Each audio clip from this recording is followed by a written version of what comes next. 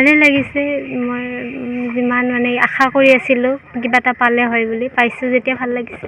যথেষ্ট কষ্ট কৰিব লগা হৈছিলে, কেনেধৰণে অনুপ্ৰাণিত হৈছিল আপুনি? মোক ঘৰৰ পৰা ছাপোৰ্ট কৰে বা মোৰ মানে ওচৰ পাজৰৰ মানুহ, ফ্ৰেণ্ড চবেই ছাপোৰ্ট কৰিছিলে। তেওঁলোকৰ বেছি বিশ্বাস আছিলে মোৰ ওপৰত মোতকৈ, মই পাম বুলি। তো সিহঁতৰ তেওঁলোকৰ বিশ্বাস আজি প্ৰমাণিত হ'ল। কোচিং লৈছিল নেকি, কেনেধৰণে কোচিং মই লৈছিলোঁ, কিন্তু মই নেক্সট এটেম্পটৰ কাৰণেহে লৈছিলোঁ। মানে মই যোৱাবাৰ নৱেম্বৰৰ পৰাহে পঢ়া ষ্টাৰ্ট দিছোঁ, তো মই ভাবা নাই এইবাৰ হ'ব বুলি। মই নেক্সট এটেম্পটৰ কাৰণে কোচিং লৈছিলোঁ। ক'ত লৈছিলে কোচিং? Study IQ। যিসকলে অহাবাৰ এই পৰীক্ষাত অৱতীৰ্ণ হ'ব, তেওঁলোকৰ উদ্দেশ্যে কি ক'ব? কষ্ট কৰি থাকক, কষ্ট কৰিলে নিশ্চয় ভাল ফল পাব। স্কুলীয়া শিক্ষা ক'ত গ্ৰহণ কৰিছিলে? মই JNV স্বৰভোগ।